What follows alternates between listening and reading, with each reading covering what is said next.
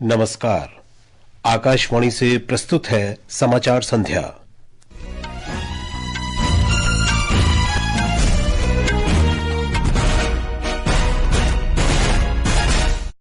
प्रधानमंत्री नरेंद्र मोदी ने पहलगाम आतंकी हमले पर नई दिल्ली में मंत्रिमंडल की सुरक्षा कार्य समिति की बैठक की अध्यक्षता की।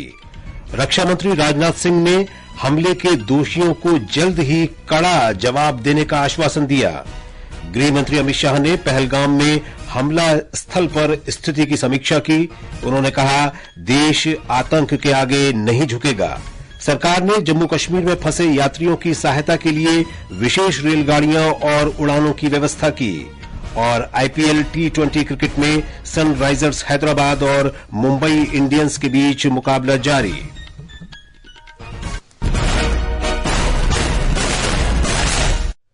समाचार संध्या के साथ मैं विशाल शर्मा। प्रधानमंत्री नरेंद्र मोदी ने जम्मू कश्मीर के पहलगाम में आतंकी हमले पर नई दिल्ली में मंत्रिमंडल की सुरक्षा कार्य समिति की बैठक की अध्यक्षता की। करीब 2.5 घंटे चली बैठक में गृह मंत्री अमित शाह, रक्षा मंत्री राजनाथ सिंह, विदेश मंत्री सुब्रमण्यम जयशंकर, राष्ट्रीय सुरक्षा सलाहकार अजित डोभाल और अन्य शामिल हुए। और ज्यादा जानकारी के लिए चलते हैं हमारी संवाददाता सुपर्णा सैकिया के पास।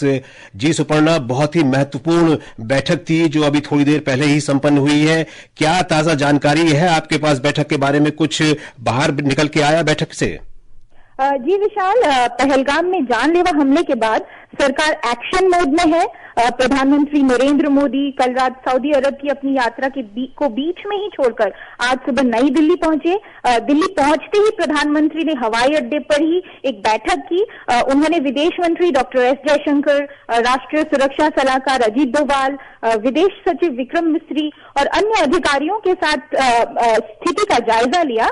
रक्षा मंत्री राजनाथ सिंह ने भी हवाई अड्डे पर सेना के तीनों प्रमुखों और एनएसए के साथ एक बैठक की है। विशाल, जैसे कि पता है कि प्रधानमंत्री आवास पर सुरक्षा मामलों की कैबिनेट समिति की अभी एक बैठक खत्म हुई है जो लगभग 2.5 घंटे तक चली।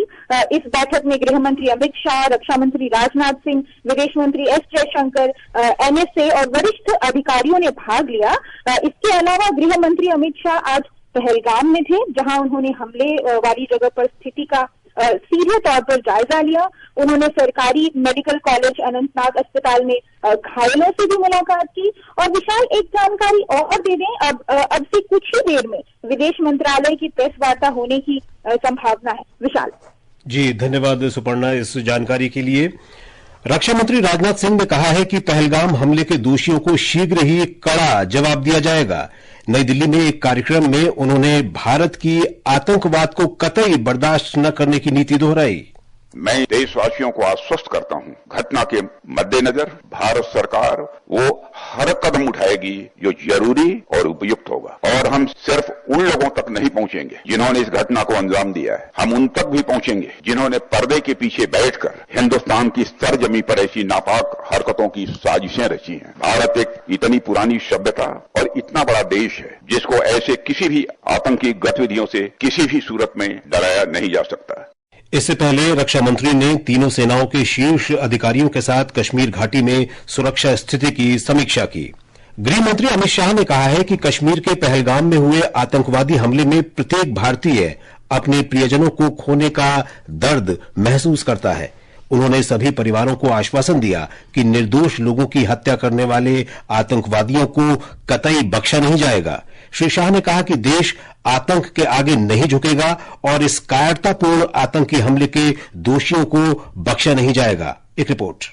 श्री अमित शाह ने पहलगाम के बैसरन वन क्षेत्र में हमले के स्थल पर स्थिति का जायजा लेने के लिए पहलगाम का दौरा किया। वे सरकारी मेडिकल कॉलेज अनंतनाग अस्पताल में घायल लोगों से भी मिले। पुलिस और खुफिया एजेंसियों ने 3 हमलावरों के स्केच जारी किए हैं। पहलगाम हमले की जांच का जिम्मा राष्ट्रीय जांच एजेंसी NIA की एक विशेष टीम पहले ही संभाल चुकी है। इस बीच पहलगाम हमले के बाद सुरक्षा और अन्य घटनाक्रमों पर चर्चा के लिए मुख्यमंत्री उमर अब्दुल्ला ने कल दोपहर शहर श्रीनगर के शेर कश्मीर इंटरनेशनल कन्वेंशन सेंटर में एक सर्वदलीय बैठक बुलाई है। उन्होंने सभी प्रमुख राजनीतिक दलों, सभी सांसदों और जम्मू कश्मीर विधानसभा में विपक्ष के नेता को निमंत्रण पत्र भेजे हैं। तारिक राउतर, आकाशवाणी समाचार, श्रीनगर। कल हुए इस हमले में 26 पर्यटक मारे गए थे और कई घायल हुए थे। मृतकों के पार्थिव शरीर को श्रीनगर से विशेष विमानों से उनके गृह स्थलों पर ले जाया गया। जम्मू कश्मीर सरकार ने प्रत्येक मृतक के परिजनों को 10-10 लाख रुपए, गंभीर रूप से घायलों को 2-2 लाख रुपए और मामूली रूप से घायलों को 1-1 लाख रुपए की अनुग्रह राशि देने की घोषणा की है। इस बीच राज्य के सभी सरकारी कार्यालयों में आज 2 मिनट का मौन रखा गया। पर्यटकों की हत्या के विरोध में आज जम्मू कश्मीर में पूरी तरह से बंद रहा। सार्वजनिक वाहन सड़कों पर नहीं चले। सभी शिक्षण संस्थानों में कक्षाएं स्थगित रहीं। सरकार ने जम्मू कश्मीर में फंसे हुए यात्रियों की सहायता के लिए कई विशेष रेलगाड़ियों और उड़ानों की व्यवस्था की है। रेलवे आज रात कटरा से नई दिल्ली के लिए एक विशेष रेलगाड़ी चलाएगा। ये रेलगाड़ी श्री माता वैष्णो देवी कटरा स्टेशन से रात 9:20 पर रवाना होगी। नागर विमानन मंत्रालय ने आज श्रीनगर से दिल्ली और मुंबई के लिए 4 विशेष उड़ानें संचालित की हैं। आवश्यकता पड़ने पर अतिरिक्त उड़ानें भी तैयार हैं। मंत्रालय ने कहा है कि इन उड़ानों के किराए की निगरानी की जाएगी। वहीं विमानन कंपनियां कंफर्म टिकट को निरस्त किए जाने की स्थिति में किराया लौटाने, छूट देने और यात्रा पुनर्निर्धारण की सुविधा भी दे रही है। इस बीच जम्मू श्रीनगर राष्ट्रीय राजमार्ग संख्या 44 अभी भी वाहनों की आवाजाही के लिए बंद है। समाचार कक्ष से वैष्णवी। राष्ट्रपति द्रौपदी मुर्मू, उपराष्ट्रपति जगदीप धनखड़ और प्रधानमंत्री नरेंद्र मोदी सहित विभिन्न राजनीतिक दलों के प्रमुख नेताओं ने आतंकी हमले की कड़ी भर्त्सना की है। अमेरिका के राष्ट्रपति डोनाल्ड ट्रंप और रूस के राष्ट्रपति व्लादिमीर पुतिन और संयुक्त राष्ट्र के महासचिव एंटोनियो गुतेरेस सहित विश्व भर के कई शीर्ष नेताओं ने आतंकी हमले की निंदा की है। विश्व के कई नेताओं ने प्रधानमंत्री नरेंद्र मोदी से बातचीत में भारत के प्रति एकजुटता और समर्थन व्यक्त किया है। ऑस्ट्रेलिया के प्रधानमंत्री एंथनी अल्बनीज, मॉरिशस के प्रधानमंत्री डॉक्टर नवीन रामगुलाम, नेपाल के प्रधानमंत्री केपी शर्मा ओली ने निर्दोष लोगों की मौत पर अपनी संवेदनाएं व्यक्त की हैं। ब्रिटेन के प्रधानमंत्री Keir Starmer, German chancellor Olaf Scholz, Denmark के प्रधानमंत्री मैट फ्रेडरिक्सन, गयाना के राष्ट्रपति इरफान अली और यूरोपीय आयोग के अध्यक्ष उर्सुला फॉन डे लायन ने भी हमले की निंदा की है। बांग्लादेश सरकार के मुख्य सलाहकार मोहम्मद यूनुस और अफगान विदेश मंत्रालय ने कहा है कि ऐसे कृत्य क्षेत्र की सुरक्षा और स्थिरता के लिए गंभीर खतरा हैं। समाचार कक्ष से मैं मुकेश कुमार। अमेरिका के उपराष्ट्रपति जेडी वेंस ने भी आतंकी हमले की निंदा की है। आगरा में आज उन्होंने कहा कि अमेरिका भारत को हर संभव सहायता प्रदान करेगा। I want to issue our condolences to the people of Kashmir who were affected by this terrible terrorist attack. The President's already spoken with Prime Minister Modi, and obviously we're providing whatever assistance and help we can provide to the government, to the people of India. Jammu Kashmir के कुलगाम जिले के तंगमार्ग क्षेत्र में आतंकवादियों और सुरक्षा बलों के बीच मुठभेड़ जारी है। सुरक्षा बलों ने क्षेत्र में आतंकवादियों की मौजूदगी की सूचना मिलने के बाद घेराबंदी कर अभियान शुरू किया था। ब्यौरे की प्रतीक्षा है। इधर पंजाब ने पाकिस्तान के साथ लगने वाली अपनी सीमा को सील कर दिया है। राज्य में रेड अलर्ट जारी किया गया है। राज्य में पर्यटक स्थलों पर सुरक्षा को भी बढ़ा दिया गया है। नौसेना प्रमुख एडमिरल दिनेश के त्रिपाठी ने आतंकी हमले में शहीद हुए लेफ्टिनेंट विनय नरवाल को नई दिल्ली के इंदिरा गांधी अंतर्राष्ट्रीय हवाई अड्डे पर पुष्पांजलि अर्पित की।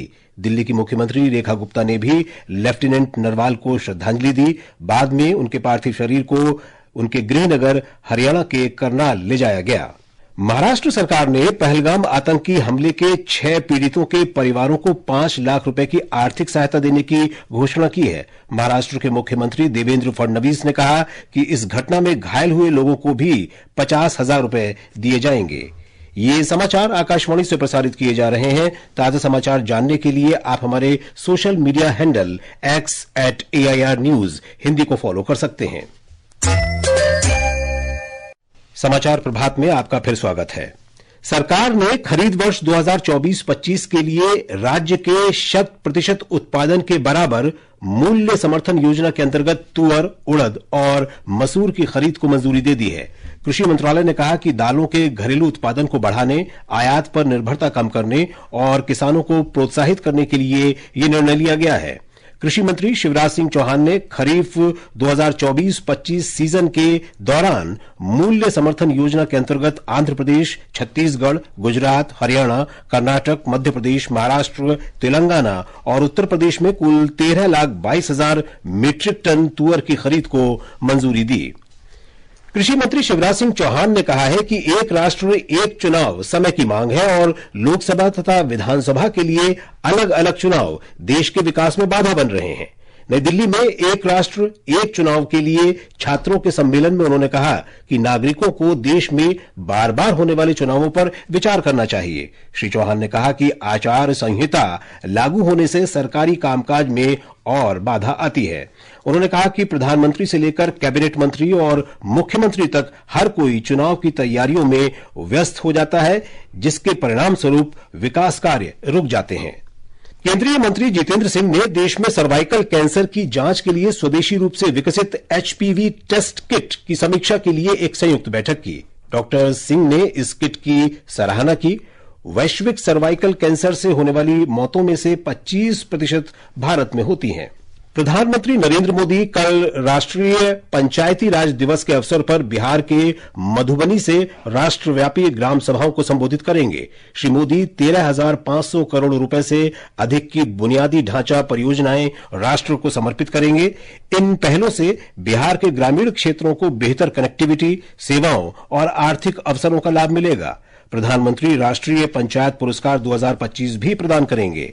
प्रधानमंत्री मधुबनी से जयनगर पटना नमो भारत रैपिड एक्सप्रेस और Saharsa Lokmanya Tilak terminus Mumbai Amrit Bharat express train सहित 4 नई रेलगाड़ियों को रवाना करेंगे। इस बीच प्रधानमंत्री नरेंद्र मोदी ने पहलगाम आतंकी हमले के कारण कल निर्धारित अपना कानपुर दौरा रद्द कर दिया है। प्रधानमंत्री कार्यालय ने कहा है कि आतंकी हमले में कानपुर के साहसी बेटे शुभम की भी मृत्यु हो गई थी। लोगों की भावनाओं और दुख को देखते हुए यह कार्यक्रम रद्द किया गया है। प्रधानमंत्री 20,000 करोड़ रुपए से अधिक की विकास परियोजनाओं का लोकार्पण और शिलान्यास करने के लिए कानपुर जाने वाले थे। राष्ट्रीय राजधानी में खराब वायु गुणवत्ता के कारण वायु गुणवत्ता प्रबंधन आयोग ने इस वर्ष 1 नवंबर से दिल्ली में पंजीकृत वाहनों को छोड़कर सभी परिवहन और वाणिज्यिक वाहनों के प्रवेश पर कड़े प्रतिबंध लगाने का निर्देश दिया है। प्रतिबंधित वाहनों में हल्के और भारी वाहन शामिल हैं। सीएनजी और BS4 श्रेणी के वाहनों को शहर में प्रवेश जारी रहेगा। आयोग ने कहा है कि पंजीकरण की अवधि समाप्त हो चुके वाहनों को इस वर्ष 1 जुलाई से ईंधन नहीं मिलेगा। इसके लिए राष्ट्रीय राजधानी क्षेत्र दिल्ली में पेट्रोल पंप पर स्वचालित नंबर प्लेट पहचान वाले कैमरे और अन्य प्रणालियां स्थापित की जा रही हैं। और अब आर्थिक जगत की खबरों के साथ हैं मनोज पाठक। बॉम्बे स्टॉक एक्सचेंज का सेंसेक्स आज 80,116 पर बंद हुआ। उधर नेशनल स्टॉक एक्सचेंज का निफ्टी 50 24,329 दर्ज हुआ। अंतर बैंकिंग विदेशी मुद्रा बाजार में $1 की तुलना में रुपया 23 पैसे कमजोर होकर 85 रुपए 42 पैसे पर बंद हुआ और अंतर्राष्ट्रीय बाजारों में ब्रेंट कच्चे तेल की कीमत बढ़कर $67.84 प्रति बैरल के आसपास चल रही थी। और अभी अभी प्राप्त समाचार के अनुसार विदेश मंत्रालय मंत्रिमंडल की सुरक्षा कार्य समिति की बैठक पर रात 9:15 बजे एक संवाददाता सम्मेलन आयोजित करेगा। खेल खबरों का रुख करते हैं। आईपीएल क्रिकेट में आज हैदराबाद में मुंबई इंडियंस और सनराइजर्स हैदराबाद के बीच मुकाबला जारी है। ताजा समाचार मिलने तक सनराइजर्स हैदराबाद ने 18 ओवर में 5 विकेट पर 118 रन बना लिए हैं। इससे पहले मुंबई इंडियंस ने टॉस जीतकर गेंदबाजी का फैसला किया। अंक तालिका में मुंबई इंडियंस 6ठे स्थान पर है, जबकि हैदराबाद का 9वां स्थान है। प्रतियोगिता में कल बेंगलुरु में राजस्थान रॉयल्स का मुकाबला रॉयल चैलेंजर्स बेंगलुरु से होगा। और अब अंत में मुख्य समाचार एक बार फिर। प्रधानमंत्री नरेंद्र मोदी ने पहलगाम आतंकी हमले पर नई दिल्ली में मंत्रिमंडल की सुरक्षा कार्य समिति की बैठक की अध्यक्षता की। रक्षा मंत्री राजनाथ सिंह ने हमले के दोषियों को जल्द ही कड़ा जवाब देने का आश्वासन दिया। गृह मंत्री अमित शाह ने पहलगाम में हमला स्थल पर स्थिति की समीक्षा की। उन्होंने कहा, देश आतंक के आगे नहीं झुकेगा। सरकार ने जम्मू कश्मीर में फंसे यात्रियों की सहायता के लिए विशेष रेलगाड़ियां और उड़ानों की व्यवस्था की। और आईपीएल T20 क्रिकेट में सनराइजर्स हैदराबाद और मुंबई इंडियंस के बीच मुकाबला जारी। इसके साथ ही समाचार संध्या का ये अंक समाप्त हुआ। नमस्कार।